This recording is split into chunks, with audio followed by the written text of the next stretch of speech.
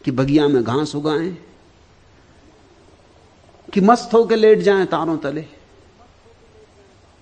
कि नौका विहार करें? नहीं, ये सारी बात अर्थहीन है, क्योंकि 300 साल एक ही बात दोहराई और सिखाई गई स्कूल से लेकर विश्वविद्यालय तक कि काम का मूल्य है। तो आज अगर कोई आदमी अपनी नाव पर लेटा हुआ आकाश के तारों के नीचे तिर रहा है झील में, तो उसे लगता है कि मैं कोई पाप कर रहा हूं, क्योंकि काम पुण्य है, मैं पाप कर रहा हूं। एक अपराध भाव पैदा हो गया है सुख के क्षण में। जब भी तुम सुखी होते हो तुमको लगता है कुछ तुम गलती कर रहे हो, कुछ भूल कर रहे हो। क्या कर रहे हो? गीत गुनगुना रहे हो, कंठ में ही दबा देना चाहते हो गीत को। इससे क्या होगा? तर्क उठाते, गणित खड़ा हो जाता है। इससे क्या होगा? इससे क्या लाभ है? क्यों ये बांसुरी बजा रहे हो? कुछ काम करो। मेरे पास लोग आते, वो तो कहते हैं आप लोगों को ध्यान सिखाते। ध्यान से क्या होगा? कुछ काम सिखाइए। काम की उपयोगिता है, और मैं नहीं कहता कि काम छोड़ दो, मगर मैं तुमसे यह कहना चाहता हूं कि काम की उपयोगिता यही है कि तुम बेकाम क्षणों में आनंदित हो सको। काम का उपयोग यही है कि तुम निष्काम हो सको। 6 दिन तुम जो बाजार में मेहनत करते हो वो इसीलिए ताकि 7वें दिन पांव पसारो, धूप में लेटो, कि वृक्ष की छाया तले बैठो, कि फूलों से बात करो, कि चांतारों से गुफ्तगू हो, कि मस्ती के गीत गाओ, कि पैरों में घूंघर बांधो और नाचो। यह लक्ष्य था 6 दिन मेहनत करने का। और जब 5 दिन मेहनत करने से काम चल जाए तो 5 दिन मेहनत करना, 2 दिन नाचना। जब 4 दिन मेहनत करने से काम चल जाए तो 3 दिन, ऐसे घटाते जाना। काम को तो घटाते जाना है, विश्राम को बढ़ाते जाना है। विश्राम लक्ष्य है। जिनके जीवन में विश्राम नहीं है, ध्यान नहीं, उनके जीवन में विक्षिप्तता आनी शुरू हो जाती। जैसे ही काम पूरा हुआ उनकी समझ में नहीं आता आप क्या करें। अगर पश्चिम में बहुत लोग पागल हो रहे हैं तो उसका कारण है काम के दिन तो समाप्त हो गए, काम पूरा हो गया, काम को ही जीवन समझा। अब जीवन समझ में नहीं आता कि और जीवन क्या हो सकता है। बहुत लोग आत्महत्या कर रहे हैं, उसका कारण भी वही है। क्या सार है अब जीने का? अब धन को जोड़ जोड़ के इकट्ठा कर लिया, अब कितना जोड़ते जाएं? ये भूल ही गए कि धन किस लिए जोड़ते थे। धन जोड़ते थे ताकि किसी क्षण विश्राम से बैठेंगे, कोई चिंता ना होगी। वो तो भूल ही गए, क्योंकि धन जोड़ने में मस्तिष्क के एक हिस्से का उपयोग किया, वो हिस्सा तो सक्रिय हो गया, और जिस हिस्से का उपयोग नहीं किया वो धीरे धीरे बिल्कुल धूल धमास से भर गया है। वाममार्ग का अर्थ होता है जीवन का लक्ष्य काम नहीं है, विश्राम। जीवन का लक्ष्य धन नहीं है, ध्यान है। जीवन का लक्ष्य गणित नहीं है, काव्य है। जीवन का चरम शिखर विज्ञान से उपलब्ध नहीं होगा, धर्म से उपलब्ध होगा। सदा से वाममार्ग निंदा का शब्द रहा, और अतीत में तो स्वभाव था, कारण भी थे। क्योंकि जितने तुम पीछे जाओगे उतनी दुनिया दीन थी, दरिद्र थी, साधन नहीं थे। उन दीन दरिद्रता के दिनों में अगर लोगों ने काम को बहुत बहुमूल्य दिया, बहुत कीमत दी, स्वाभाविक मालूम होता है। और जिन लोगों ने काम की जगह विश्राम को मूल्य दिया, उनसे अगर समाज ने विरोध किया तो कुछ आश्चर्य नहीं। मगर पुरानी आदत अब भी ग्रंथि की तरह बनी रह गई। अब भी हमारे भीतर भय। फिर जो गणित हिसाब किताब वाला मन है, वह सदा से उन सारी चीजों का विरोधी रहा है जिनसे तुम्हारे भीतर सुख उत्पन्न होता है। वो स्वाद का विरोधी तो वो अस्वाद का व्रत सधवाता है। सौंदर्य का विरोधी तो वो कुरूपता को आध्यात्मिक बना लेता है। वह स्वास्थ्य का भी विरोधी है, क्योंकि स्वास्थ्य भी शारीरिक सुख है। जर्मनी के एक प्रसिद्ध विचारक काउंट केसरलिंग ने भारत की यात्रा के बाद अपनी डायरी में लिखा कि भारत जाके मुझे यह अनुभव हुआ कि बीमारी में एक आध्यात्मिकता है, स्वास्थ्य में एक तरह की नास्तिकता है, क्योंकि स्वास्थ्य शरीर का होता है। इसलिए आध्यात्मिक व्यक्ति को स्वास्थ्य का रस नहीं लेना चाहिए, वो तो देह का दुश्मन है। इसीलिए प्रेम का दुश्मन हो गया संसार, क्योंकि प्रेम बड़ा सुख है। सारी चीजों की दुश्मनी साध ली। वाम मार्ग ने इसका विपरीत संदेश दिया है। वाम मार्ग कहता है प्रेम प्रार्थना है और प्रेम परमात्मा है, और वाम मार्ग कहता है कुछ भी छोड़ना नहीं, क्योंकि जो भी परमात्मा ने दिया है उसकी उपयोगिता है, उसका उपयोग करो और उसे सीढ़ी बनाओ, उसे परमात्मा की मंदिर की सीढ़ी में रूपांतरित करो। पत्थर मत समझो मार्ग के, अवरोध मत समझो, सीढ़ियां बनाओ, ऊपर उठो। काम वासना की भी सीढ़ी बनाओ, उसका भी विरोध मत करो। वाम मार्ग का अद्भुत संदेश है कि अगर तुम बुद्धिमान हो तो तुम जहर का ऐसा उपयोग करोगे कि वह औषधि हो जाए, अगर तुम बुद्धू हो तो तुम औषधि को भी जहर बना लोगे। यह बुनियादी सूत्र है वाम मार्ग का कि बुद्धिमान जहर को भी औषधि बना लेता है। यही तो बुद्धिमानी है। भगोड़े कायर होते हैं, बुद्धिमान नहीं होते। वाम मार्ग भगोड़ा नहीं है। इस संसार में अब तक भगोड़ों की बड़ी प्रतिष्ठा रही है। उसका कारण है क्योंकि भगोड़ों को देखकर तुम्हें यह समझ में आने लगता है कि वो हमसे विशिष्ट है। तुम धन के पीछे पागल हो और एक आदमी ने लात मार दी धन को और जंगल चला गया, तुम तत्क्षण प्रभावित हो जाते हो। तुम प्रभावित इसलिए हो जाते हो कि मेरा इतना धन में मोह है और इस आदमी में जरूर कुछ गरिमा है, इसने लात मार दी। इसलिए तुम महावीर से ज्यादा प्रभावित होते हो बजाय जनक के। जनक का नाम कुछ ज्यादा सुना नहीं जाता।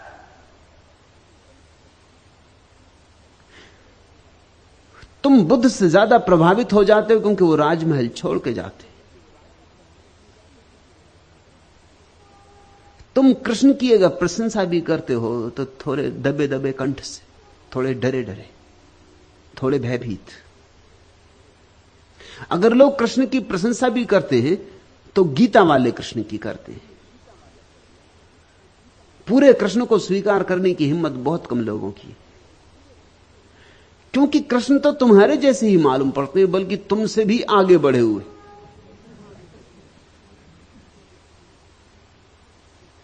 तुम किसी तरह अपने को समझा लेते हो कि चलो वे भगवान थे, किया होगा, नाचे होंगे गोपियों के साथ, मगर यह आदमी के लिए शोभा नहीं देता।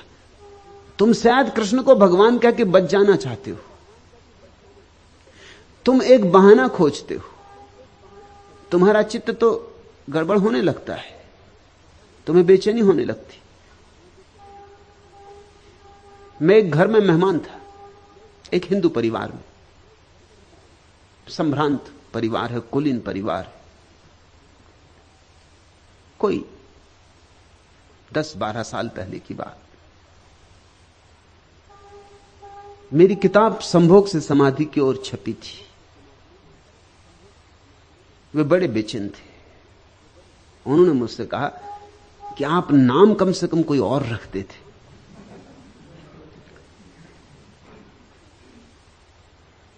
क्योंकि किताब तो जब कोई पढ़ेगा तब जानेगा कि क्या है उसमें, मगर ये नाम बड़ा खतरनाक है।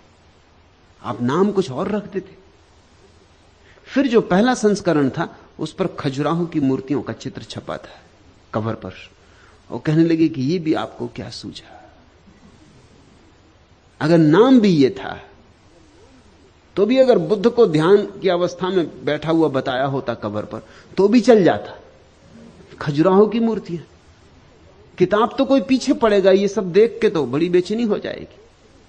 मैं उनके बैठक खाने में बैठा था, मैंने कहा दीवार पर देखो, वहां एक बड़ी तस्वीर टांग रखी थी उन्हें कृष्ण की, जिसमें उन्होंने वस्त्र चुरा लिए, नग्न स्त्रियों के जो नदी में नहा रही और झाड़ पे बैठे। मैंने कहा इसको तुम बैठक खाने में लगाए हो?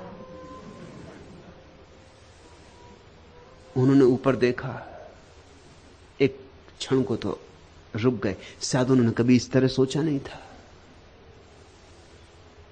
उन्होंने कहा आप ठीक कहते, ये लगी है तस्वीर, ये पिता के जमाने से लगी है,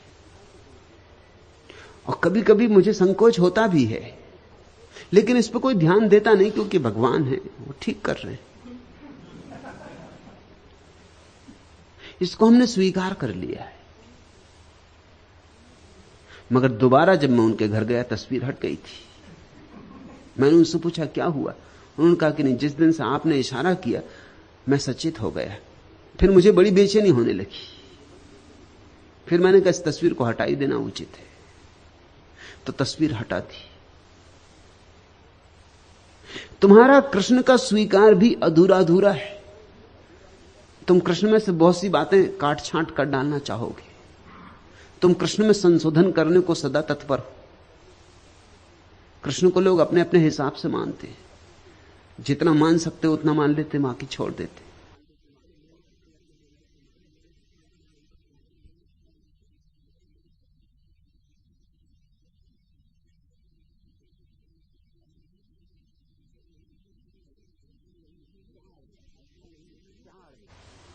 क्या अड़चन है?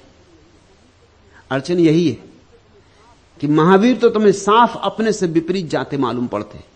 तुम सम्मान दे सकते हो क्योंकि तुम्हें मालूम अपने लोभ का, अपने काम का, अपने क्रोध का, अपनी लिप्सा का तुम्हें पता है, और ये उसको छोड़ के जा रहे हैं, विशिष्ट हैं, अब कोई प्रमाण की जरूरत नहीं। लेकिन कृष्ण ये वहीं खड़े, उसी संसार में जहां तुम खड़े हो। कृष्ण को पहचानने के लिए बड़ी गहरी आंख चाहिए। महावीर को पहचानना अंधे के भी बस की बात है, कोई अड़चन नहीं। अंधा भी पहचान लेगा कि ठीक सब छोड़ के चले गए, लेकिन कृष्ण को पहचानने के लिए तो जब तक भीतर की आंख न खुली हो तब तक पहचान मुश्किल है, क्योंकि वो वहीं खड़े। भेद तो कुछ भी नहीं, ऊपर से भेद नहीं है, भीतर से भेद है। तो जब तक भीतर देखने की क्षमता ना हो तब तक तुम कृष्ण को ना समझ पाओगे। कृष्ण वाम मार्गी, इसलिए जैनों ने कृष्ण को नरक में डाला है, अपने पुराणों में नरक में डाल दिया है। वाम मार्गी, और क्या वाम मार्ग होगा? जीवन का सहज स्वीकार, उत्साहपूर्वक स्वीकार, स्वागतपूर्ण स्वीकार, जीवन को उसकी समग्र विधा में जीने की क्षमता, साहस। जीवन में कुछ भी बुरा नहीं, अगर कांटे भी हैं तो फूल की रक्षा के लिए तत्पर है। इसलिए जीवन में जो भी है सुंदर है, और अगर किसी चीज का सौंदर्य हमें दिखाई नहीं पड़ा है तो हमारी कहीं भूल चूक हो रही। परमात्मा असुंदर बना कैसे सकता है? परमात्मा ही प्रकट हुआ है सारे रूपों में, काम में भी राम ही छिपा है। इतना साहस बहुत कम लोग जुटा पाते, इतनी दृष्टि भी नहीं होती। इसलिए तरु, तंत्र, वाममार्ग, अघोर पंथ, नाथ पंथ जैसे नामों से लोग डरने लगे। इसलिए क्योंकि ये तुम्हारी व्यवस्थित रूढ़ी को छिन्न भिन्न कर देते। ये प्यारे नाम गालियां बन गए। किसी को वाममार्गी लोग कह देते हैं, बस खत्म हो गया मामला। फला आदमी वाममार्गी, मतलब तुमने उसका खंडन कर दिया, अब और खंडन करने की जरूरत नहीं। अब वो क्या कहता है, क्यों कहता है, इस तर्क और विस्तार में जाने का प्रयोजन नहीं। वाम मार्ग का लेबल लगा दिया, वो आदमी खत्म हो गए। अघोर पंथ, अघोर जैसा प्यारा शब्द गाली बन गया। किसी को अघोरी कह तो वो लड़ने को तैयार हो जाता। लोग अघोरी कहते ही किसी को तभी जब उनको गाली देनी होती। अघोर शब्द का अर्थ समझते हो? अघोर का अर्थ होता है सरल। किसी को घोरी कहो तो गाली हो सकती। घोर का अर्थ होता है जटिल। कहते ना घोर घमासान, खूब भयंकर युद्ध हुआ तो उसको कहते हैं घोर घमासान। जटिल उलझा हुआ तो घोर। अघोर का अर्थ होता है सरल, बच्चे जैसा निर्दोष। लेकिन लोग अघोरी गाली देना चाहते तब कहते हैं, लोग कहते हैं मोरारजी देसाई अघोरी, क्योंकि जीवन जल पीते। अघोरी उनका मतलब यह है कि गाली दे रहे हैं वो। अघोर तो सिर्फ थोड़े से बुद्धों के लिए उपयोग में लाया जा सकता है। गौतम बुद्ध अघोरी, कृष्ण अघोरी, क्राइस्ट अघोरी, लाओत्सु अघोरी, ऐसे लोगों के लिए ही सिर्फ उपयोग में लाया जा सकता है। गोरख अघोरी, सरल निर्दोष, सीधे साधे, इतने सरल कि गणित जीवन में है ही नहीं। हिसाब किताब लगाने का भाव ही चला गया है। तुम तो जिसको धार्मिक कहते हो वो भी हिसाब किताब लगाता है। वो देखता है कि इतने उपवास करूं तो स्वर्ग मिलेगा, इतने व्रत रखूं तो स्वर्ग मिलेगा, इतना दान करूं तो स्वर्ग मिलेगा। ये सब हिसाब किताब है। इस दान में भी बाजार है, इस दान में भी व्यवसाय है, सौदा है। इस पुण्य में भी छिपा हुआ पाप है। अघोरी का अर्थ होता है सरल सीधा, जिसके जीवन से हिसाब किताब समाप्ति हो गया, जो बच्चों की भांति जीता है। यह तो परम अवस्था है, परमहंस अवस्था है अघोर। मगर ये गालियां बन गई दुर्भाग्य से। नाथ पंथ, गोरखनाथ और उनके गुरु मच्छिंद्र नाथ के कारण तंत्र की यह शाखा नाथ पंथ कहलाने लगी। भाव बड़ा प्यारा है। नाथ का अर्थ होता है मालिक, जिसको सूफी कहते हैं या मालिक। सब उसका है, मालिक का है। हम भी मालिक के, संसार भी उसका, सब उसका। जैसी उसकी मर्जी वैसे जिएंगे, जैसा जिलाएगा वैसे जिएंगे। हम अपनी संकल्प को आरोपित ना करेंगे, हम चेष्टा से ना जिएंगे। हम ऐसे बहेंगे जैसे कोई नदी की धार में बह जाए, हम तैरेंगे नहीं। यह भाव है। उस मालिक के रहते हम अपना संकल्प क्यों बीच में लाएं? हमारा संकल्प आया कि अहंकार आया, अहंकार आया कि हम भटके, तो हम तो बिना अहंकार के जिएंगे। उसकी जैसी मर्जी। जैसे सूखा पत्ता हवा में उड़ता, पश्चिम जाए कि पूरब, दक्षिण जाए कि उत्तर, उसे कोई चिंता नहीं। हवा जहां ले जाए, लड़ता नहीं, प्रतिरोध नहीं करता, संघर्ष नहीं करता कि मैं तो पश्चिम जाऊंगा, कि मुझे पूरब नहीं जाना, मुझे क्यों पूरब लिए जा रहे हो। नहीं, पत्ते की क्या मर्जी। ऐसा जो हो जाए तो समझना कि नाथपंथी। ऐसे ही रहे गोरख, इस सहज मर्जी से रहे, इस सरलता से रहे। मगर लोग अहंकार से जीते। इस जगत में अधिकतम लोगों के जीवन की भाषा अहंकार की भाषा है। स्वभावतः इतने सरल लोग उन्हें बर्दाश्त नहीं होंगे। उन्हें तो लगेगा बड़ा खतरा पैदा हो गया। इतनी सरलता से लोग जीने लगेंगे, उनको लगता तो फिर नीति का क्या होगा, अनीति ही अनीति फैल जाएगी, जैसे अभी नीति है। ये बड़े मजे की बातें। लोग इस तरह की बातें करते हैं जैसे कि अभी नीति है फिर अनीति फैल जाएगी। कहां है नीति? कैसी नीति? नीति के नाम पर पाखंड है। थोथे मुखौटे लगाए लोग बैठे, झूठे मुखौटे लगाए लोग बैठे। नीति कहां है? लेकिन लोग समझते हैं कि अगर सब लोग सरल होने लगे, सहज जीने लगे, स्वाभाविक होने लगे और कहा कि जैसी परमात्मा की मर्जी, तो फिर नीति खंडित हो जाएगी। बात उल्टी ही है। लोग संकल्प से जी जी के अनैतिक हो गए। मनुष्य से ज्यादा अनैतिक और कौन है इस पृथ्वी पर? मनुष्य से ज्यादा हिंसक और कौन है इस पृथ्वी पर? मनुष्य से ज्यादा संघातक और कौन है इस पृथ्वी पर? पशु पक्षी कम से कम अपनी जाति के लोगों को मार के नहीं खाते। कोई सिंह सिंह को मार के नहीं खाता, कोई बाज बाज को नहीं हमला करता। आदमी अकेला पशु है इस पूरी पृथ्वी पर जो स्वयं की जाति में ही मार काट करता है, और थोड़ी बहुत नहीं, लाखों की, करोड़ों की। हत्या करने में ऐसा रस और बड़ा मजा है। इसको भी नैतिक जामा पहना दिया जाता है। इसको कहते हैं जिहाद।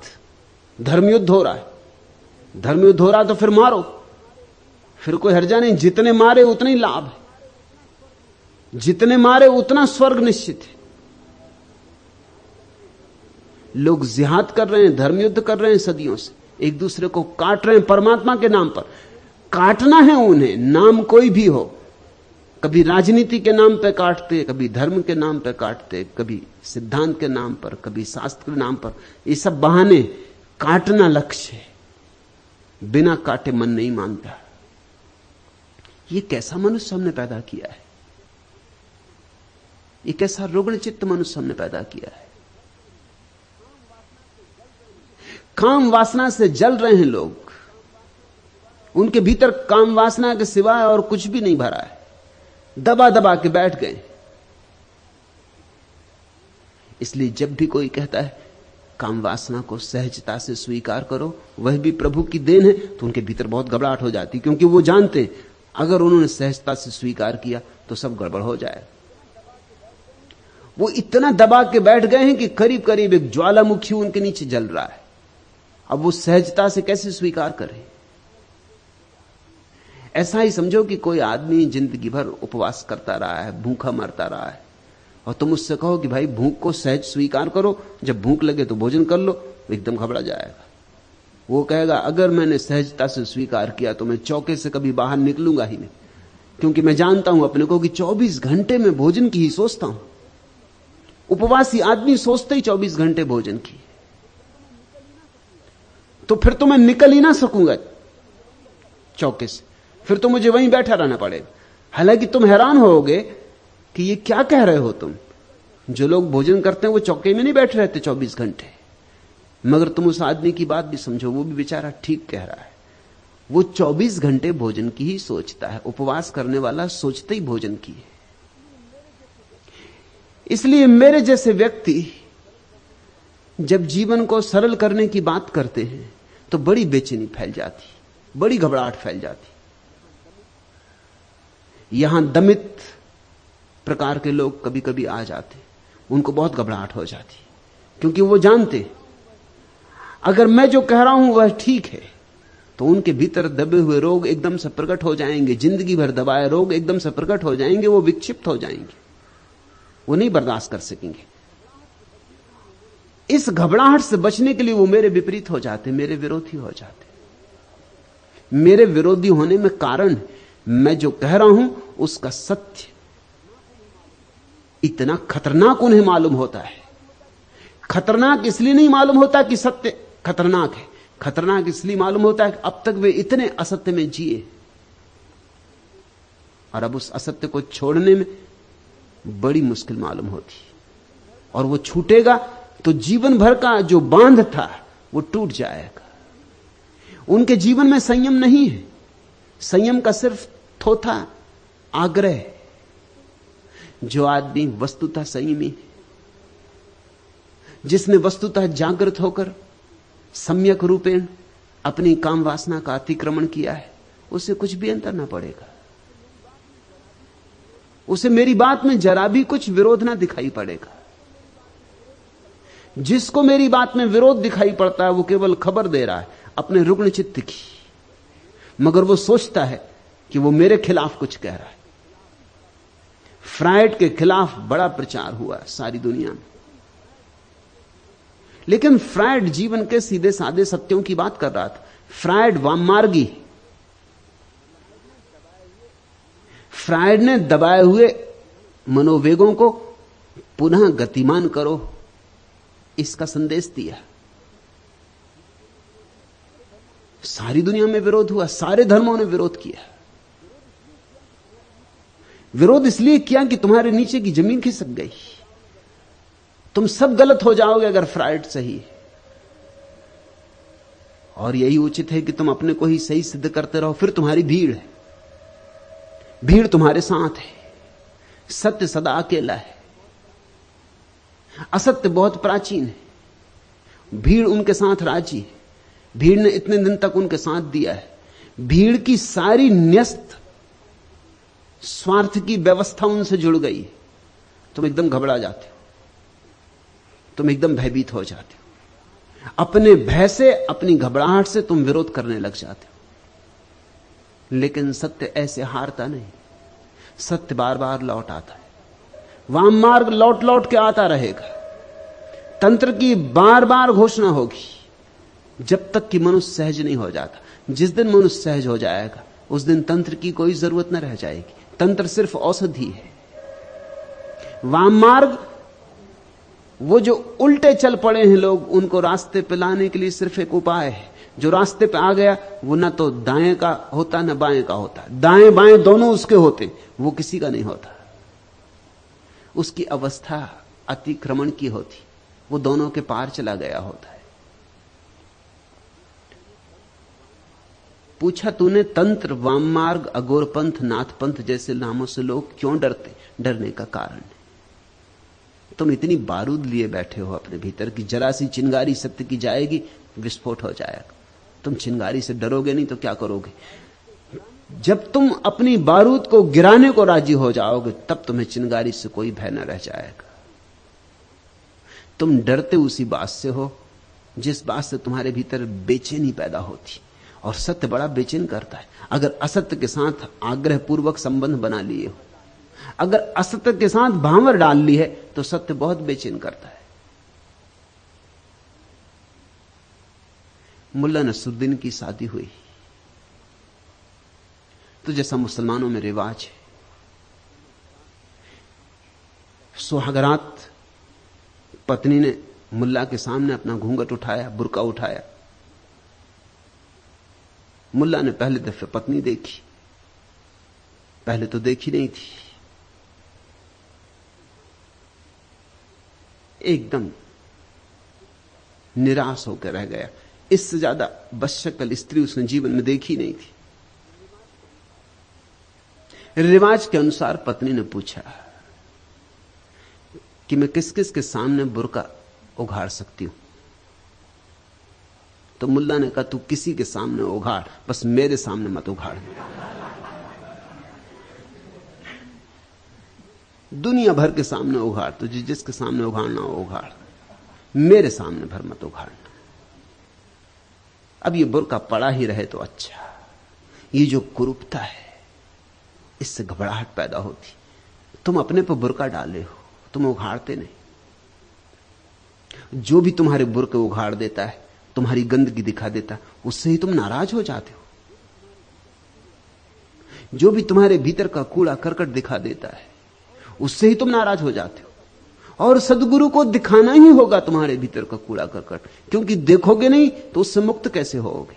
तुम्हारे भीतर की व्यर्थता जो तुम संग्रहित करके बैठे हो, जिसकी छाती पे सवार हो, अगर उससे तुम्हारा छुटकारा ना होगा तो तुम उसी में डूबोगे, उसी में डूबोगे।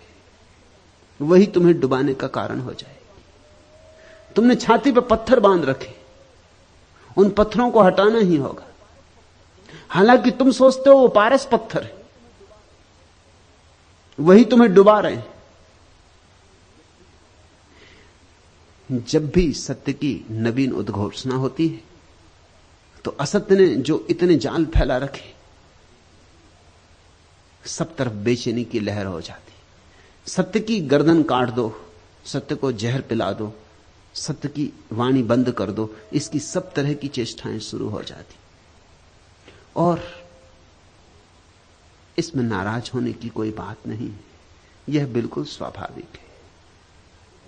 करुणा की ही बात है, दया की ही बात है। बुद्ध ने अपने शिष्यों को कहा था कि तुम जिन लोगों को समझाने जाओगे वही तुम्हें मारेंगे। तुम अनुकंपा से सत्य देने जाओगे, वही तुम पर पत्थर फेंकेंगे। तो नाराज मत होना, उनकी भी मजबूरी है। वे भी क्या करें?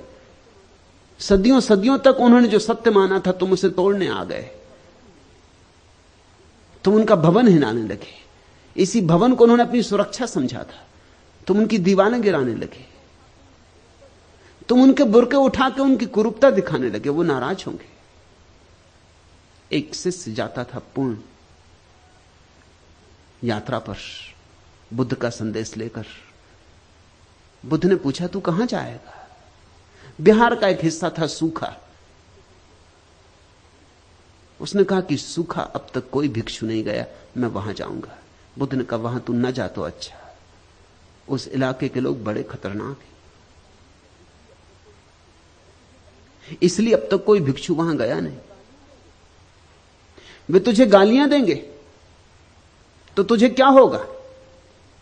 तो पूर्ण ने कहा, वो मुझे गालियां देंगे तो मैं अपने को धन्यभागी समझूंगा कि सिर्फ गालियां देते हैं, मारते नहीं। बुद्ध ने कहा, और अगर उन्होंने तुझे मारा फिर तुझे क्या होगा पूर्ण? तो पूर्ण ने कहा कि मैं धन्यभागी समझूंगा अपने को कि मारते ही हैं, मार नहीं डालते हैं। बुद्ध ने कहा, एक सवाल और, अगर वो मार ही डालें तो मरते मरते तुझे क्या होगा? तो पूर्ण ने कहा कि और क्या होगा, यही कि कितने भले लोग हैं कि उस देश से छुटकारा दिला दिया, जिस देश में रहता तो शायद कोई भूल चूक हो जाती, अब भूल चूक ना हो सकेगी। उस देश से छुटकारा दिला दिया जिसमें रहता तो शायद कहीं पैर गलत रास्तों पर पड़ जाते, कुछ से कुछ हो जाता, भटक जाता। उस देश से छुटकारा दिला दिया। उनके प्रति अनुकंपा से भरा हुआ मरूंगा, उनके प्रति कृतज्ञता से भरा हुआ मरूंगा। बुद्ध ने कहा, फिर तू जा, फिर तू कहीं भी जा, तू जहां भी जाएगा वहीं तू मित्र पाएगा, क्योंकि तुझे अब शत्रु दिखाई नहीं पड़ सकता। नहीं दिखाई पड़ने से शत्रु नहीं हो जाता, ऐसा नहीं है, मगर जिसको शत्रु दिखाई पड़ना बंद हो जाता है वही सत्य की उद्घोषणा कर सकता है। शत्रु तो होंगे पैदा, तत्क्षण पैदा हो जाएंगे। सत्य के शत्रु निरंतर पैदा होते। हमारी इतनी समझ कहां कि हम सत्य को पचा पाएं, इतनी छाती कहां हमारी बड़ी कि हम सत्य को अपने भीतर समाविष्ट करें, अपने भीतर मेहमान बन जाने दें। हम आतिथ्य बने सत्य के, सत्य अतिथि बने, इसकी हमारी पात्रता कहां? इसलिए निरंतर यह होता रहा, निंदा होती रही, उपेक्षा होती रही, मगर सत्य अपनी उद्घोषणा बार बार करता रहा है। और मैं तुमसे कहता हूं कि सत्य आता है मस्तिष्क के दाएं हिस्से से, जो बाएं हाथ से जुड़ा है। हिसाब किताब आता है मस्तिष्क के बाएं हिस्से से, जो दाएं हाथ से जुड़ा है। हिसाब किताब वाला आदमी कविता के प्रति कभी भी राजी नहीं होता। धन दौलत को मूल्य समझने वाला व्यक्ति ध्यान का मूल्य नहीं समझ पाता, और दुकान ही जिसे सब कुछ है वह मंदिर का नहीं हो पाता। और अगर मंदिर में चला भी जाए तो मंदिर भी उसके साथ ही भ्रष्ट हो जाता है।